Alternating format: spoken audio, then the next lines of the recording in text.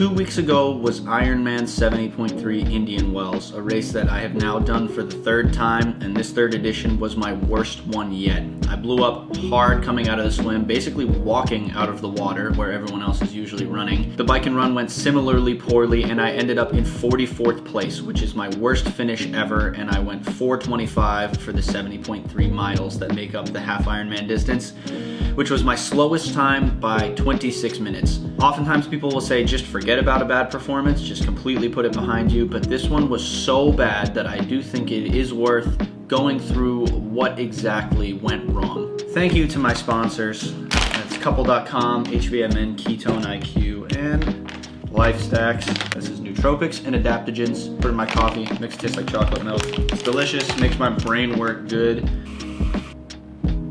There were a lot of different factors that I believe contributed to this career worst performance. And first and foremost is this is the first time in a long time that I've had a coach. Now, I'm not blaming my coach at all. Actually, I would say it's quite the opposite. But I was self-coached for over a year and a half, and it's definitely an adjustment handing over the reins to somebody else. And more so than that, the style of training that I've been doing is completely different from what I was doing before. My previous training was very much based on feel and how I perceived my fatigue levels to be. Some weeks were 25 hours when I felt good. Some weeks were 15 hours when I felt like I needed a little bit more recovery. I probably averaged under 20 hours a week. There were probably more of those 15 recovery weeks than there were the 25-hour big I feel good weeks. This new training, since I have been a coached athlete, is extremely high volume. The first thing that my coach had me do was slow down all of my easy rides, runs, and swims. Now there was a lot of intensity to go along with the high volume, but the easy stuff,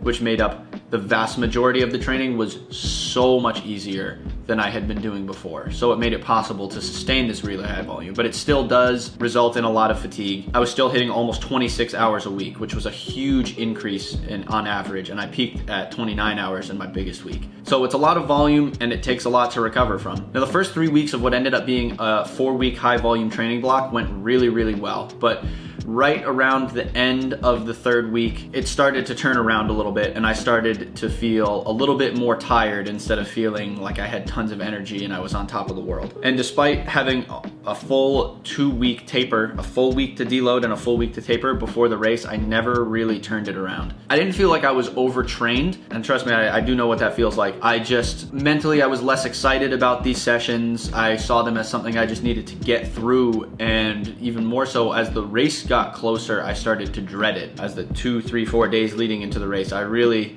just saw it as something I needed to get through instead of something I was excited for, which that is a telltale sign of your body saying you're not ready to go. But I honestly, for the most part, I was still so excited about just the novelty of these sessions and the training style and the volume I was doing and having a coach and feeling like I was really improving that I, kept that mostly to myself. I told my coach I was a little bit tired, but mostly I still felt solid, and I was able to hit really good numbers throughout these sessions under fatigue. So I didn't really think anything of it when my fatigue level started to take a turn. So yes, it's a new style of training, takes time to adapt to. That's number one. Number two was I had the best bike block of my life. Now I'd say towards the end of this self-coaching experiment, I was starting to figure out the bike a little bit, so I was in solid shape, but once I started on this new training block, I started hitting the best bike sessions of my life. And these were low cadence, 55 RPM, 1 hour in the TT position, just straight, like big, long, low cadence interval on the trainer. And I think I did set a 1 hour power PB. I was feeling so confident. If I'm hitting these numbers on the trainer at 55 RPM,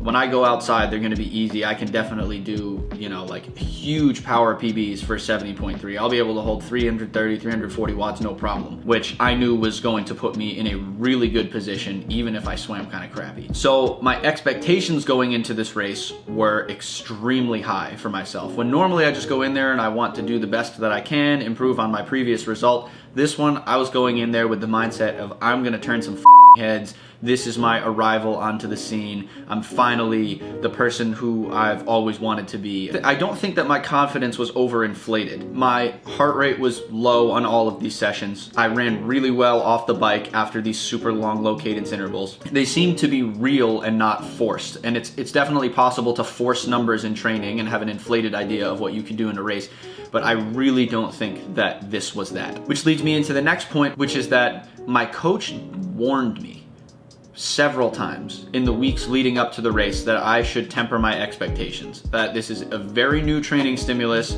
I should not expect to race well immediately, and I should expect it to take at minimum 4 to 6 months before I'm racing well.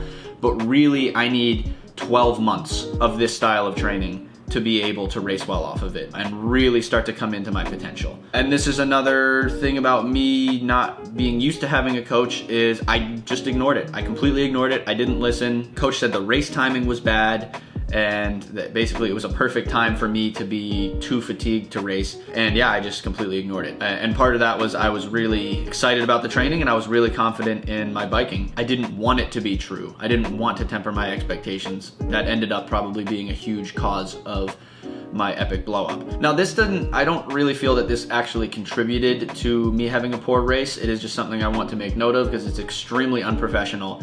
But my shifting died coming out of transition. It was stuck in I had a 58 tooth chainring out front and it was stuck in the 13 tooth cog in the back. So that's a pretty huge gear. But honestly, when my shifting died, I thought, oh, that's not an issue. I've done so much low cadence work on the trainer, I've run well off of it, that I'll be able to bike fine. I wasn't really too worried about it, and I, in my head, thought like, there's no way this is an excuse. I know I can still bike well on the 58-13, given this course is pancake flat. It is just something to remember that I can't ever let happen again, because there are very few courses that are as flat as Indian Wells, and pretty much any other course, if you're stuck on the 58-13, your race is done. So I was lucky that it was this race, but that can never happen again. Fifth and final thing that, again, I don't actually think it affected the race, but it's worth noting, is I had COVID 6 weeks before the race. It wasn't a horrible case, but it took me out for about a week, and I started feeling really, really good, like within a week of recovering from COVID. So I don't personally think it was a factor, but maybe it's possible that it affected my ability to recover, and that sort of 3-week shift when I started to feel way more tired, maybe that would have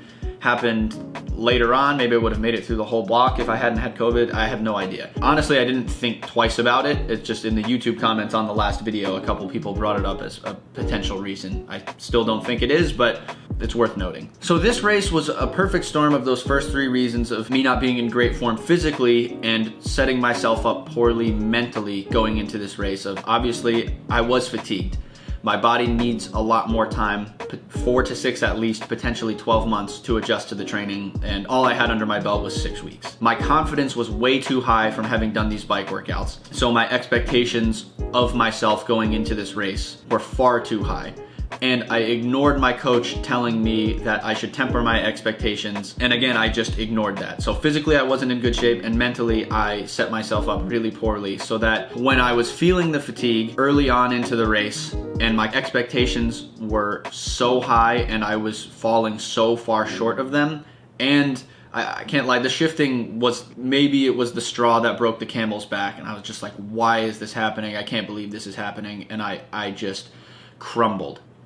I used to blame myself for things like that and say it's because I'm not tough enough and I need to get mentally tougher. But I think that is just completely untrue. My good friend Sean Mazer has told me multiple times, and I buy into this, and it seems like, whether or not it's true, it seems like the best solution for preparing for races better. He told me that the body is a biochemical machine and the brain is designed to protect it. So when you have thoughts like what I had, or you can't summon the willpower to do any more, it's not mental.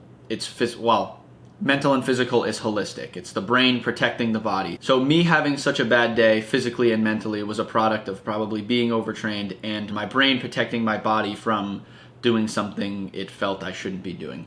I'm not gonna get too caught up in feeling bad about myself for not being mentally tough enough, because that's just not what it is. But my confidence is not shaken at all. I know that the fitness is there just based on the sessions. Oftentimes, and it seems like in this case that is certainly true, it takes a long time, perhaps a year or more, for the races to reflect what you've been doing in training. And I just have to be patient. And coach already said the timing here was bad. I should not expect to race well. So looking back now, I have even more trust that coach knows what's going on and that we'll get where we need to be. The final thing is that which I still consider an improvement, is that I still managed to have a good-ish time. Previous race this year in Oregon where I was having a really bad one, I was so hard on myself and I got to the finish and I was just pissed.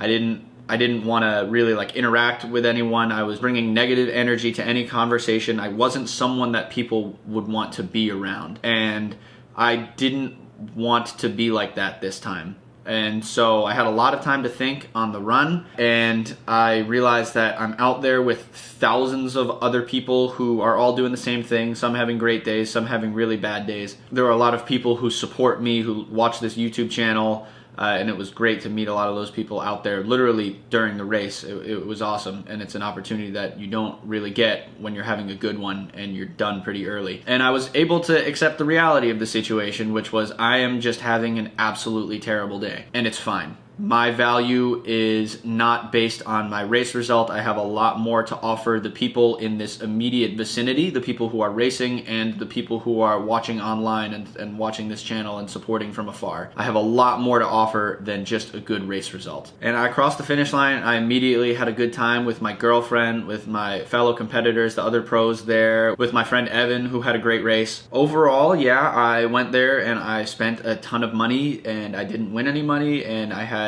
my worst race result ever. But as with anything that goes really poorly, it was a learning experience. I can't say I won't make the same mistakes twice, but at the very least, hopefully it's a long time before I make the mistakes again. And anytime you make mistakes like that, it's because you need to be reminded of something. So I have a lot to take with me into this next training block and to make sure that I show up to the next line in a good state physically and mentally. Thank you guys for watching. Thank you couple.com and LifeStacks for the support. Check out LifeStacks. And if you haven't already, link in the description to go buy yourself some Strug Juice. This is the carb drink that I use myself. It's the cheapest thing on the market right now, so go get yourself some.